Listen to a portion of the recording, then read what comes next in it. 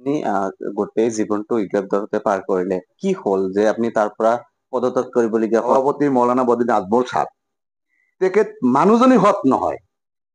মই প্ৰথমত ভাবিছিলো যে একটা আলেম মানুহ, সেই আলেম মানুহ আমাৰ মাইনৰিটিৰ মাজত আলেম এজনক অলি আল্লাহ বুলি ভাবে, কিন্তু ভাবছিল প্ৰথম বদৰুদ্দিন আজমলক। প্ৰত্যেক সময়ত আজি কিছু কথা পাতিবলৈ যত্ন কৰিম আৰু মোৰ লগত উপস্থিত আছে ৰাইজৰ দলৰ জলেশ্বৰ বিধানসভা সমষ্টি কমিটিৰ সভাপতি চান আলী মিয়া। মানে আপোনাক মই ধন্যবাদ জনাইছো।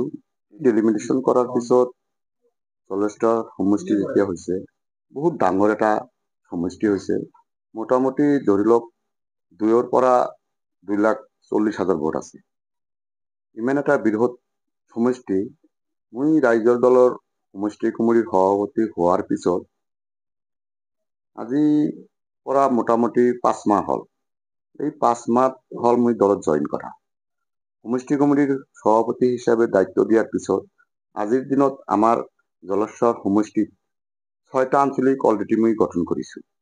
বাকী 20টা পঞ্চায়ত আছে। 6টা আঞ্চলিক গঠন কৰাৰ পিছত আৰু 14টা বাকী আছে। মই আশা কৰো 4-5 মাহৰ ভিতৰত মই প্ৰতিটো আঞ্চলিক গঠন কৰাত মোৰ ইমান এটা অসুবিধা নাহিব, গঠন কৰি ক্লিয়াৰ কৰিব পাৰিম। আৰু এনে আমাৰ দলৰ সভাপতি সন্মানীয় অখিল গগৈ নেতৃত্বে দলে আগুৱাই লোৱাৰ ক্ষেত্ৰত যিমানখিনি ভূমিকা লৈছে, সেই হিচাপত মোৰ আশা যে জলেশ্বৰ সমষ্টিত সাংগঠনিক শক্তিশালী হোৱাতে বহুতখিনি তেওঁৰ সহায় কৰিব। যেহেতু জলেশ্বৰ সমষ্টি বা কংগ্ৰেছৰ সৈতে মিত্ৰতা হোৱাৰ এটা পৰিকল্পনা হৈ আছে, যদি মিত্ৰতা হয়, জলেশ্বৰ সমষ্টিত ৰাইজৰ দলক যদি এৰি দিবলগীয়া হয়, তেনেহলে আপোনাৰ কি ভূমিকা থাকিব? আমাৰ কথাটা হ'ল, দলৰ চিন্তাধাৰাটা হ'ল এইটো, আমাক সিট কোনটো এৰি দিব কোনটো নিদিব সেইটো বিচাৰ বিবেচনা কৰি আমাৰ দলে যে এলায়েন্স হ'ব সেইটো নহয়। আমাৰ দলৰ সন্মানীয় সভাপতিৰ এটাই লক্ষ্য 2026ত বিজেপিত গদিৰ পৰা উৎখাত কৰিব লাগে। তাৰ কাৰণে যিমানখিনি চেক্ৰিফাইচ কৰিব লাগে আমাৰ দলে সেইখিনি চেক্ৰিফাইচ কৰিব। তাৰপিছত কংগ্ৰেছে এলায়েন্সৰ ক্ষেত্ৰত যদি আমাৰ অখিল গগৈ ডাঙৰীয়াক সিট 10টা দিব না 15টা দিব, এটা দলৰ সভাপতিয়ে সিদ্ধান্ত ল'ব। কিন্তু সৰ্বোচ্চ ত্যাগ কৰি হলেও এলায়েন্সৰ ক্ষেত্ৰত আমাৰ সন্মানীয় সভাপতিদেৱ আগবাঢ়ি আহিছে। খালি কংগ্ৰেছৰ পজিটিভ ৰেজাল্ট নোপোৱাৰ কাৰণে সি লাগি আছে যে আপোনালোকে আমাৰ লগত বহক, আমাক সিট নালাগে, আমাক সিট এটাও নালাগে, তথাপি আমি এলায়েন্সত ইলেকশ্যন খেলি যাতে বিজেপিক 2026ত অসমৰ পৰা উৎখাত কৰিব পাৰো। যেহেতু আপোনাৰ বিষয়ে বহুতো এটা চৰ্চিত হৈ আছে, যেহেতু জাষ্ট 3-4 বছৰৰ পৰা আপুনি এইটো 3 নম্বৰ দল হ'ল, কংগ্ৰেছ ইউডিএফ, তাৰপিছত এতিয়া আপুনি ৰাইজৰ দলত। যে এতিয়া এটা কোৱেশ্চন হৈছে যে আপুনি এই ৰাইজৰ দলত আৰু কিমান দিন থাকিব? মানে সেনেকা ধৰণৰ এটা ৰাইজৰ মাজত এটা আল্টিমেট এটা প্ৰচাৰ হৈ আছে যে তেখেতেতো দল বাগৰৰ নেতা হয়, তেখেতে এই দলত বা কিমান দিন থাকে। তো সেই সকল প্ৰশ্নৰ আপুনি কেনেকে উত্তৰ দিব? মানে কথাটো হ'ল কি, আমাৰ সাধাৰণ মানুহ এইবিলাক ভাবে আৰু এইবিলাক পৰ্যালোচনা কৰি থাকে, এইটো বেয়া কথাও নহয়।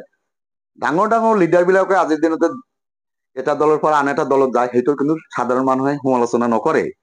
সাপোজ ধৰক ভুৱনেশ্বৰ কলিতা কংগ্ৰেছৰ পৰা ৰাজ্যসভাৰ সাংসদ আছিল, ৰাতিৰ ভিতৰত তেওঁ দল ত্যাগ কৰি বিজেপিলৈ গুচি গৈছে। অহা দিনত বা কোন দলত যাব, কিন্তু এইটো সমালোচনা নহয়। কিন্তু আমাৰ সাধাৰণ ৰাইজ গ্ৰাসৰুট লেভেলে লোকাল এটা লিডাৰ যদি কোনো দলেৰ পৰা কোনো দলত যায়, এটা অলপ সমালোচনা কৰে। যে মই স্পষ্ট কথা, ৰাজনৈতিক কেতিয়াবা কোনো দলেৰ পৰা আন এটা দললৈ যাব পাৰে। তাৰ কাৰণটো হ'ল এটাই, প্ৰত্যেকজন মানুহৰ আশা থাকে, সপোন এটা থাকে। সেই সপোনত উপনীত হোৱা নোহোৱালৈকে তেওঁ দলৰ পৰা আন এটা দললৈ যায়। মই আপোনাক আজি মিডিয়াৰ জৰিয়তে মই এটা কথা স্পষ্ট কৰি দিব বিচাৰিছো, অহা দিনত মই ৰাইজৰ দলৰ পৰা কেতিয়াও বেলেগ দললৈ গুচি নাযাওঁ, আৰু যদি যাওঁ তেতিয়াহ'লে ৰাজনৈতিকভাৱে মই সুইচাইড কৰা অৱস্থা হ'ব, যেহেতু মোৰ মান সন্মান বলা কোনো কিছু নাথাকে আৰ কি। যাৰ কাৰণে 2026 বুলি নহয়, মই যেকেইদিন আছো সন্মানীয় দলৰ সভাপতি একটা ন্যায় নিষ্ঠা মানুহ, তেওঁৰ কথা তেওঁৰ ব্যৱহাৰত যিখিনি পাইছো, দলৰ প্ৰতি নেতাৰ প্ৰতি আকৃষ্ট হৈ মই এই দলত জইন কৰিছো। অনাগত দিনত যদি মোক টিকিটো নিদিয়ে, তথাপি মই নিশ্চিত আজি কথা দিলো আপোনালোকৰ মিডিয়াৰ জৰিয়তে, মই এই ৰাইজৰ দলতে কাম কৰিম বা ৰাইজৰ দলতে থাকিম। যেহেতু ইউডিএফ দলত আপনি গোটেই জীৱনটো ইউডিএফ দলতে পাৰ কৰিলে, যেহেতু আপোনাৰ সেই দলটোৰ আপোনাৰ প্ৰতি কি হ'ল যে আপুনি তাৰ পৰা পদত্যাগ কৰিবলগীয়া হ'ল, বেলেগ এটা দলত আহিবলগীয়া হ'ল? এই প্ৰচেছটো কিয় হ'ল আপোনাৰ লগত? এইটো বহুত এটা ক্ৰিটিকেল প্ৰশ্ন কৰিছে আপুনি। মানে কথাটা হ'ল এটা দলৰ পৰা আন এটা দললৈ যেতিয়া আহে, সেই দলৰ যদি লিগেল কথা কোৱা যায় তেতিয়া মানুহ ভাবে যে সেই দলৰ বিপক্ষে কৈ আছে। আচলতে দলৰ সন্মানীয় সভাপতি মৌলানা বদিউদ্দিন আজমল সাহেব, তেখেত মানুহজনী সৎ নহয়। মই প্ৰথমত ভাবিছিলো যে একদম আলেম মানুহ, সেই আলেম মানুহ আমাৰ মাইনৰিটিৰ মাজত আলেম এজনক অলি আল্লাহ বুলি ভাবে, কিন্তু ভাবছিল প্ৰথম বদিউদ্দিন আজমলক। হেলিকপ্টাৰ লৈ সি গৈছে, আমাৰ মানুহ তেতিয়া চেণ্ডেল খুলি তাক তেওঁ চালাম জনাইছে। আৰু আজিৰ দিনত আপুনি তেওঁক সেই পৰিৱেশ আছে নেকি? 2011 পৰা 2021লৈকে মোক টিকিট দিব। টিকিটেৰ ক্ষেত্ৰত বহুত মই হাৰাশাস্তি হৈছো। দলৰ সভাপতিৰ লগত ডাইৰেক্ট যোগাযোগ, কোনো বায়া হৈও যোৱা নাছিলো। 3বাৰ মোক টিকিটৰ পৰা বঞ্চিত কৰিছে। কিন্তু মোক বঞ্চিত কৰিছে টিকিট এটা এজনক দিব, মই নাপাম এইটো সঁচা কথা, মোক দিলে বেলেগে নাপায়। কিন্তু কথাটো হ'ল প্ৰত্যেকজন মানুহক আশা দি যেতিয়া হাৰাশাস্তি কৰিছে, লাষ্টত টিকিট এজনক দিয়ে। প্ৰথমে ক'বা লাগে আপনি দলৰ হৈ কাম কৰক, আপোনাক টিকিট এইবাৰ দিয়া নাযাব, অহা দিনত দিম, আপোনাক বিষয়ে চিন্তা কৰিম। কিন্তু যাৰ কাৰণে বদিউদ্দিন আজমল সাহেব তেওঁৰ আলেম হিসাবত আৰ ৰাজনৈতিক হিসাবত তেওঁ এজন ৰাজনৈতিক লিডাৰ হিসেবে যোগ্য লিডাৰ নহয়, তাৰ কাৰণে মই এই দলৰ পৰা উভতি আহিছো। যিহেতু আপোনাৰ 2011 পৰাই আপুনি টিকিট পাম বুলি এটা কৰিছিলে, তো যথেষ্ট আপুনি আৰ্থিক আৰু মানসিকভাৱেতো হাৰাশাস্তি হ'বলগীয়া হৈছিলে। এই ক্ষেত্ৰত দলৰ মানুহক আপুনি কিবা অৱগত কৰা নাছিলে যে মই ইমানখিনি মানুহ আৱেগিক হলো, বা সেই ধৰণৰ কোনো লিডাৰ আপোনাৰ লগত যোগাযোগ কৰা নাছিল যেতিয়া দল ত্যাগ কৰিছিলে? নাই, কোনো মানুহ যোগাযোগ কৰা নাই। হয়তো এজন মানুহে মোক বাই টেলিফোনত কৈছিল যে হঠাৎ আপুনি এনেকুৱা সিদ্ধান্ত লল, কি হল নহল, আমাৰ লগত বহিব লাগিছিল। মই কলো নহয়, মই ইচ্ছাকৃতভাৱে দলটো ত্যাগ কৰিলো, কাৰণ 15 বছৰ মই থাকিলো, দলে কি দিছে আৰু মই কি দিছো দলক সেইটো আপোনালোকে দলেই অৱগত, এই বিষয়ে ক'ব নোখোজো। যিহেতু মোৰ সপোন এটা আছিল, প্ৰত্যেকবাৰ মই 2011 পৰা আমাৰ তেতিয়া গোৱালপাৰা পশ্চিম সমষ্টি নাম আছে ডেলিমিটেশনের আগত, মই ইলেকশন খেলিম, দলে টিকিট দিব। আর এই টিকিটটো দিয়ে আমার বদিউদ্দিন আজমল সাহেব নিজে মোক কথা দিছিল।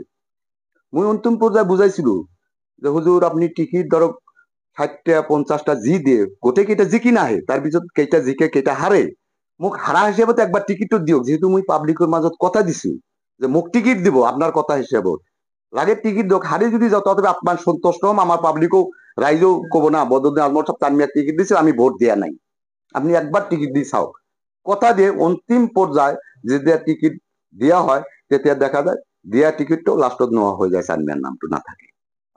নিশ্চয় ইয়া আছিল মোৰ লগত চান আলী মিয়া, আৰু তেখেতে এতিয়া ৰাইজৰ দলৰ জলেশ্বৰ বিধানসভা সমষ্টিখণ্ডৰ সভাপতি। আৰু তেখেতে যিখিনি কথা গম পালো, আৰু তেওঁ আজি জলেশ্বৰ সমষ্টিৰ কাৰণে ওতপ্ৰোতভাৱে জড়িত হৈ আছে, আৰু জলেশ্বৰ সমষ্টিত ৰাইজৰ দলক শক্তিশালী কৰাৰ কাৰণে তেওঁ যিখিনি প্ৰচেষ্টা আৰু প্ৰয়াস লৈছে, সঁচাকৈ তেওঁ ফলদায়ক হ'ব বুলি আশাবাদী, আৰু ৰাইজৰ দলত যাতে আগবাঢ়ি যায় তাৰে কামনা কৰি আজিৰ এই অনুষ্ঠানৰ পৰা বিদায় লৈছো। ধন্যবাদ।